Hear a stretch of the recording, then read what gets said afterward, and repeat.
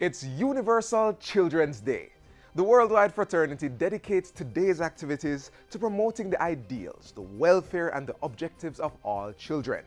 The United Nations Convention sets out a number of children's rights, and they include the right to life, health, education, and play, as well as the right to family life, to be protected from violence, not to be discriminated against, and to have their views heard. Let us promote and celebrate children's rights today and every day. Between the pages today, we highlight the poetic and vocal strength of our children. Plus, on Issues and Answers, we talk the economy with Director General of the Planning Institute of Jamaica. This is Jamaica Magazine, and I am Theodore Henry. Please stay with us. The magazine unfolds right now.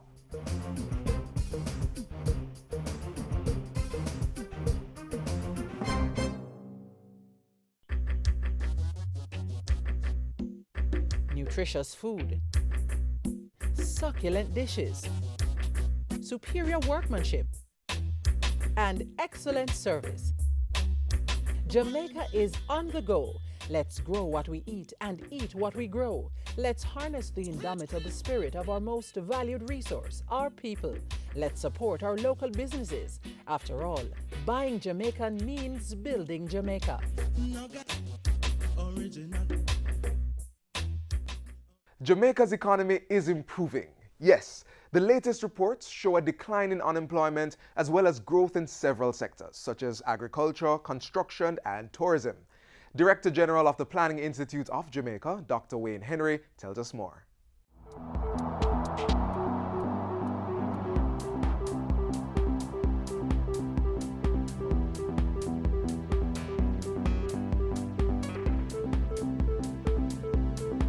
Thanks for joining us for Issues and Answers. I'm Ian Boyne. Today we talk the economy again. We have with us the Director General of the Planning Institute of Jamaica, Dr. Wayne Henry, and he gave an update this past week on the economy. We talk about that as well as other relevant issues. We thank you so much for your company. Dr. Henry, it's so good to have you on the set. Thank you for having me, Ian. Thank you so much. So you gave a review of the economy this week. Would love you to talk about some of the main elements of that review that you gave. All right, thank you very much. So we gave a review of the July to September quarter for 2016. We tend to give reviews on a quarterly basis, and what we give are projections, estimate of the performance for that particular quarter, and projections going forward into the medium term. The statin itself, the Statistical Institute of Jamaica, will actually give the actual numbers. So September's quarter actual number will come up by December by statin, and then that becomes the official number. And of course, our estimates have been very close, spot on in most cases. And so what we provided was an update on the July to September quarter. We reported that the economy grew by some 2.2% of GDP in terms of real growth. And that's very encouraging. And that's up from, over year, of course, that's what we measure. And the last quarter, as you know, for the April to June quarter, we had a 1.4%. So we are seeing that increase continuing. And so the drivers of growth for the July to September quarter were the agriculture, forestry and fishing sector, tourism sector, and construction as the main areas where we saw growth coming. And so agriculture, we are recovering and have recovered from drought conditions over a year ago. So it's somewhat of a still continued recovery, but also increased productivity. So we're seeing, an over 20%, actually 22% increase in hectares produced in terms of acreage of production. So we've seen increased productivity also driving the increase in agriculture. For tourism, we're seeing expansion in the sector. We're seeing build out of tourism rooms, hotel rooms, over 2,000 rooms. You're seeing quite a bit taking place. And then the construction industry are seeing residential housing, new residential housing. We're seeing, in terms of build out for the BPO sector, the business process outsourcing, for space to facilitate demand that's growing there. And we've seen increased employment numbers coming in some of the same sectors also.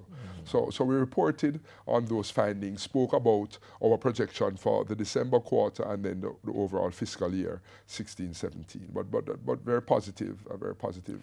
Would you say, Dr. Henry, that in the area of agriculture, the fact that there have been increased linkages between agriculture and the tourism sector has been one of the factors responsible for that Yes, growth. that's an excellent point, because I think maybe some 4 years now, they've been working to establish stronger linkages with There's a agriculture. tourism linkage with council. tourism, correct, and as well as with manufacturers. Yes. And because we've seen historically that while the tourism sector had been doing well, receiving a lot of foreign direct investment, a lot of investment in the sector, it didn't translate into as much the value value added added. for the broader economy.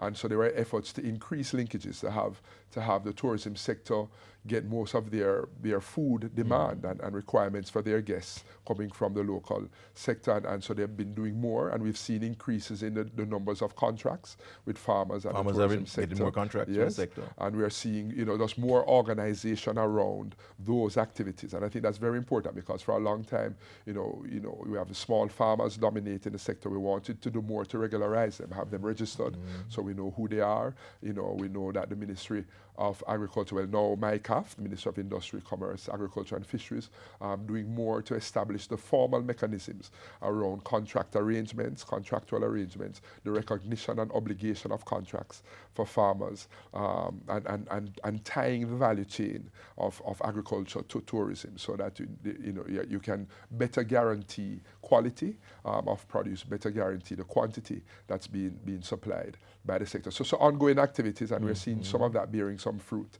and I think that's very important. Good. We're going to take a break, but when we come back, we want to talk about the good news about the employment numbers and the fact that unemployment has been the lowest in a few years. Dr. Wayne Henry is the Director General of the Planning Institute of Jamaica. We take a break, but we'll be right back.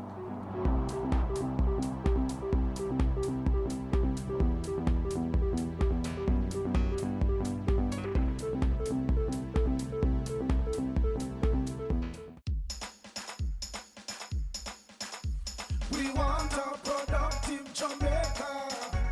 We are not productive Jamaicans. Productivity to move forward on this land. Productivity, that's the way to go, we should understand. Productivity is the way to go for all us Jamaicans. Small business, big business, old and young, we are tell every woman and man. We want growth and prosperity for a better nation with a building plan. So we can build our product and sell our product and put more money in our hand. Our economy can rise to a level and build a better nation. Productivity to move forward on this land. Productivity, that's the way to go, we should understand. Productivity to move forward on this land. Productivity, that's the way to go, we should understand. Productivity. Productivity, Pathway to Prosperity. A message brought to you by the Jamaica Productivity Center, a department of the Ministry of Labor and Social Security.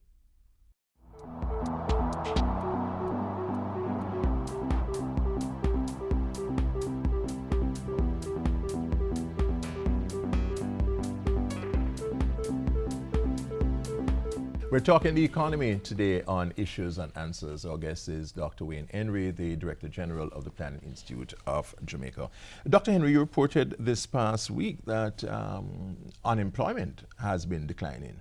That's been a major area of interest for the Jamaican people. We are happy about the growth, but we want to know that this growth is trickling down, that the growth is having an impact on employment and standard of living. Yes, I think that's an excellent point. You can have what we call jobless growth. That's right. And as we recovered from the 2008 recession, you saw, particularly in the US, as they were recovering, that they had a spate of jobless growth. And now what's happening, that jobs are being created, and I think that's important.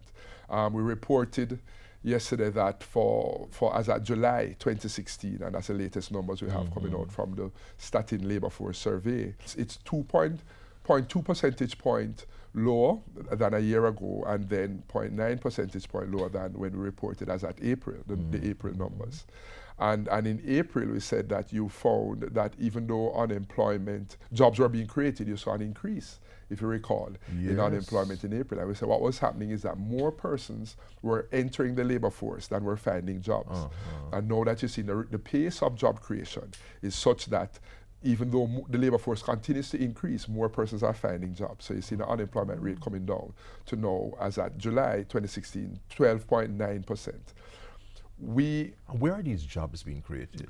Good question. So the main drivers, and so our industry groups across the board, they are seeing increases in terms of employment, but mainly they are seeing increases in the wholesale and retail. And so you're thinking of the buying and selling, it may be aligned with increased demand, increased aggregate demand in the economy as business and consumer confidence increases, that people are demanding more and people are being employed to produce and to supply more. You're seeing in manufacture jobs increasing in large measure, and you're seeing some increase coming in the hotel sector, agricultural, tourism sector. Agriculture, you're seeing jobs being created. Agriculture, forestry and fishing. We're seeing some jobs in the hotel sector with the hotel expansion, room expansion, we're seeing jobs there. And in the construction sector, you're seeing jobs being created.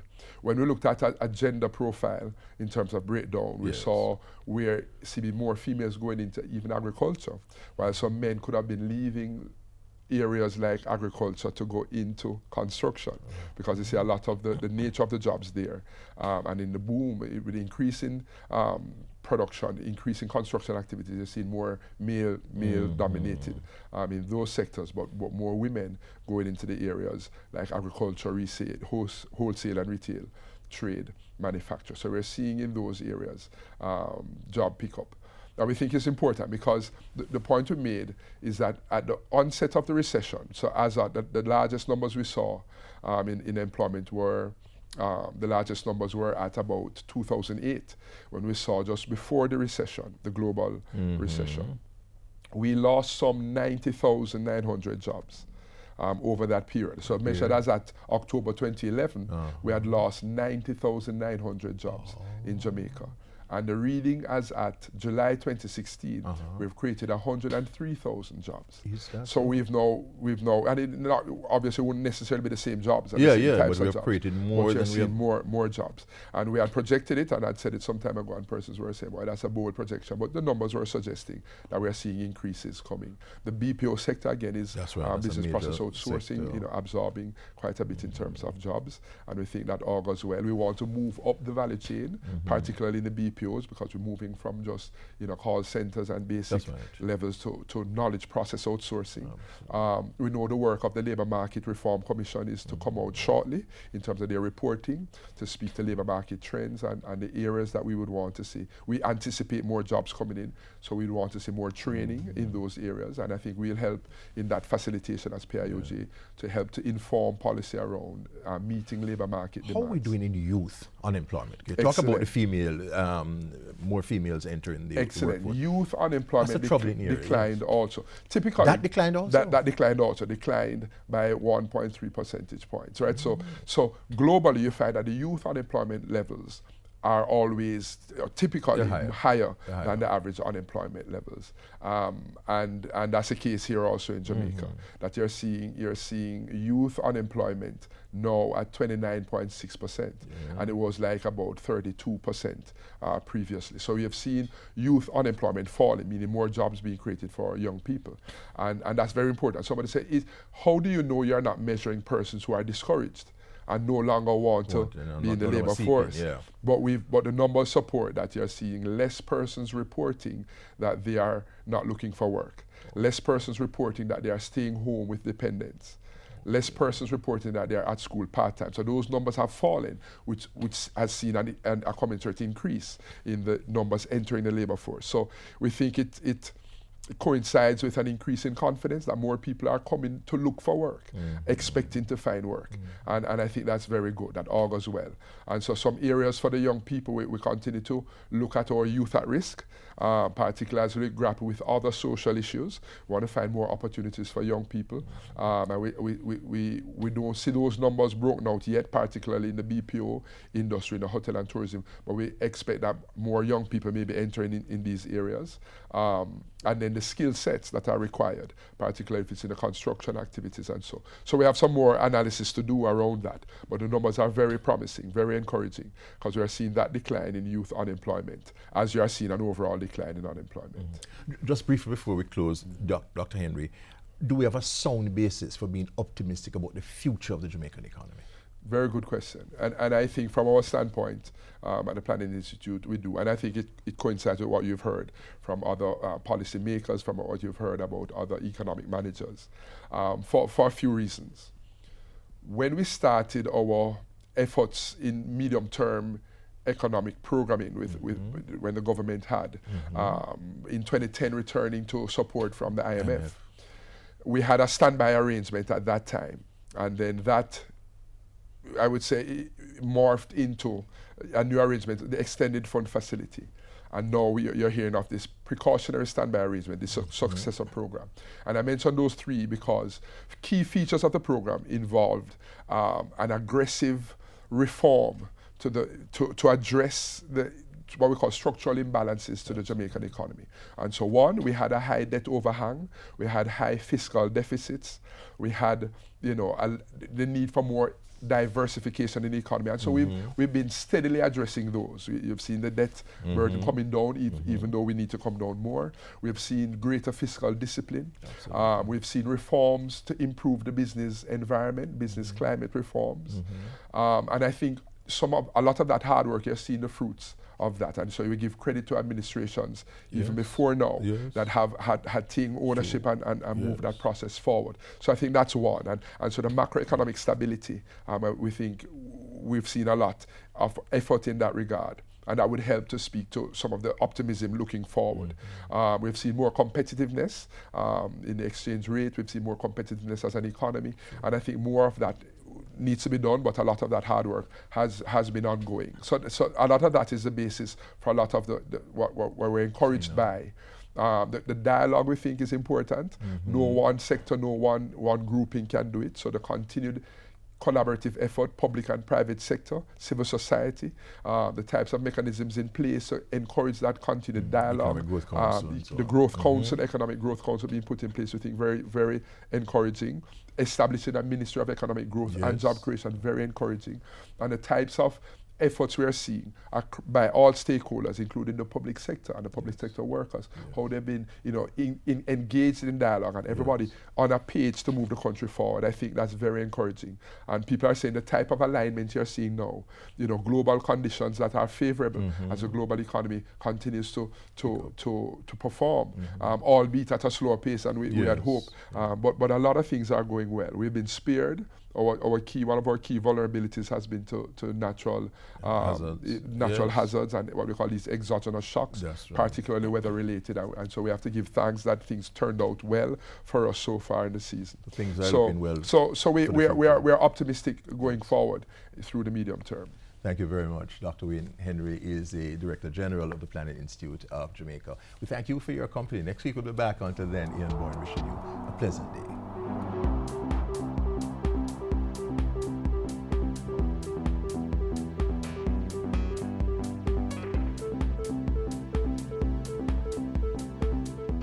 This year, I wish to emphasize the importance of ensuring that the commitments made by the international community to the world's children are extended to a group of children who are often forgotten or overlooked, those deprived of their liberty. There is much truth to the saying, a child shall lead them.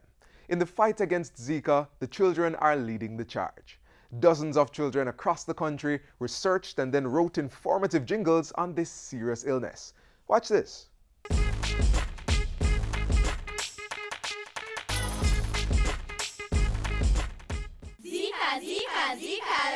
Hello there, thanks for joining us for School Zone. In the zone today, we share with the winners of the recently held Ministry of Health, Public Education and Awareness Jingle and Selfie competition. Have a look. Zika, Zika, Zika alert. Prevent the mosquito breeding sign. Zika, Zika, Zika alert. No matter the mosquito light here, we're gonna check inside and check outside and find everywhere where you could hide. As part of our Zika public awareness campaign, schools of course are part of our population that we seek to reach, and so we were thinking of an engaging way, a way to engage the students and at the same time be very creative and fun. So, in today's show, we visit all the teams that excelled in the recently held competitions. First up, third place jingle creators, Ferncourt High School. ZV is a virus caused and spread by the Aedes aegypti mosquito, which can affect people, especially pregnant ladies. They actually went and did some research so that they knew how to put in preventative measures as well as just symptoms, among other things. So the hard work has paid off. Zippy and me, hungry, Aedes aegypti falabakami. Zippy and me, hungry, Aedes aegypti falabakami. The Jamaicans are banyati, atabo and a mosquito gi. When we know if a airborne disease, when it's a mosquito bite, you see, I don't talk, I want you see. Kick over pants, bore up the tins, dash where the water out of the old fridge. I eat your fever, I eat your rush, I eat your pain in your back. If you know what I mean, no use up the app. Wear long clothes, no wear shot, zip me. Zip me. We also visited the Immaculate Conception Preparatory School, where we visited the girls who were placed second in the competition. Hello, good morning, everybody. Good morning. So, Rebecca, what are some of the things you learned from, creating this jingle? Well, I've learned how to prevent ZV, like covering the drums, and yeah. And also, I've learned that nothing is impossible because I didn't expect for us to come this far. I feel very proud of them. Don't get sick, don't get sick, don't get ZV. I'm telling you now, all pregnant ladies, be wise, protect your babies. ZV is on a roll. Let's work together to keep it in control. Cover the drums, close them tight, so we can destroy all breeding sites. Use up the candle, use up the spray. Now we have to use it every day. Joint pain, headache, muscle pain too. Swelling the lower and weakness, rash too. ZV, when I want ZV, when I want ZV. A's tight. Now we're gonna say bye. Zika alert. Prevent the mosquito breeding site. Zika alert. No matter the mosquito bite here, we're gonna check inside and check outside and find every place where you could have had. We're gonna eradicate. We're gonna eliminate. We're gonna punch at the tire them, clean out the drain, bore up the tin them, clean out the drain, cover the drum them, cover the drum them, scour the vase, prevent the mosquito breeding site. My name is Amoya Wong. My name is Shanika Bleachin. We are the winners of the MOH Zika Jingle and Selfie Competition 2016. I feel proud, excited, and I don't know how to explain it. It's just a joy for me and my family, friends, and my teacher. So we use the jingle also as a learning tool. We, on our PA system, morning, in the noon, even at nights. Once the students are made more aware, then they would actually move about in a more responsible way as it relates to eliminating all the areas that we think could harbor the mosquito that caused the virus. Zika alerts. We're going to eradicate, we're going to eliminate. You're watching School Zone. As we said earlier, it was the MOH Jingle and Selfie competition, so we had to pay a visit to the picture-taking champions. We decided to enter them in the competition because we want the public to know that we know how to destroy mosquito breeding site. We see that as a way as well to give our school some exposure. And the winning team leaves this message with us. You must clean up your environment because if you don't clean it up, it's going to hurt nobody else but you. So, talented and intelligent young people answered the call to boldly lead the way in increasing public awareness on the Zika virus.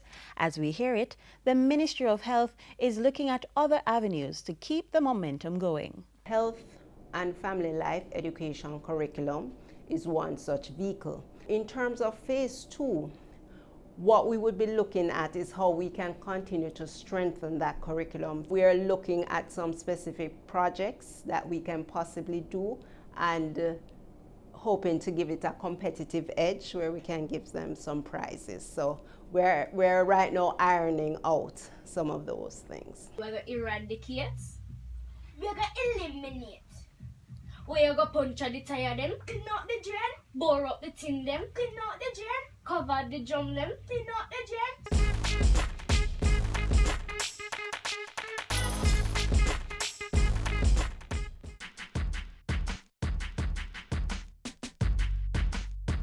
Today is also being marked as the World Day of Remembrance for Road Traffic Victims.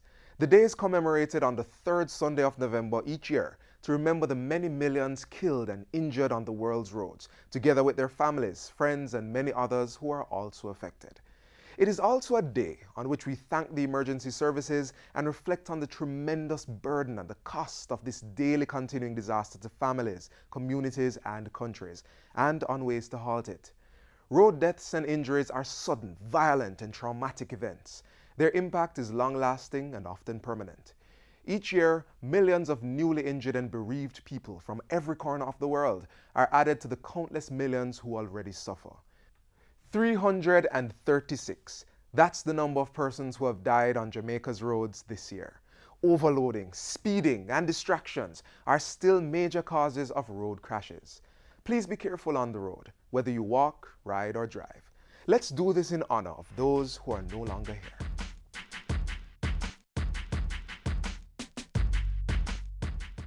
We continue our JIS Heritage School Tour with visits to Grovetown Primary and Hampton High School.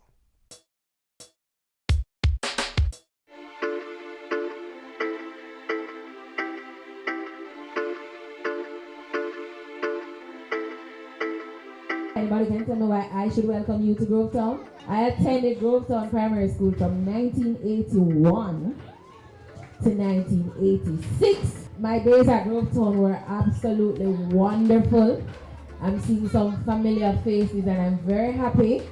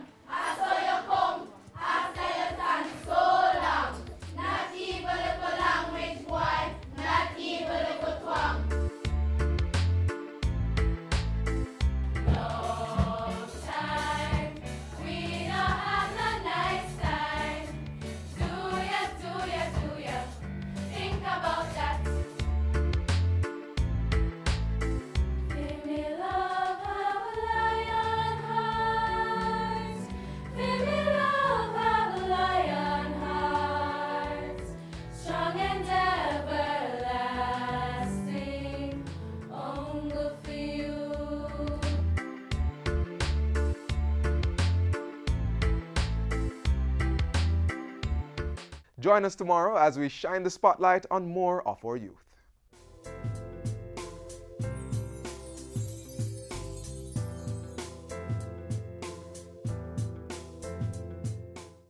As we close out today's program, we leave you with this tip on life. Very little is needed to make a happy life. It is all within yourself, in your way of thinking. Head on over to our website at jis.gov.jm. It's your source for more information on all the matters featured in today's show. To watch this program again, click on our YouTube channel. You may also check out our other social media platforms. I'm Theodore Henry. Take care.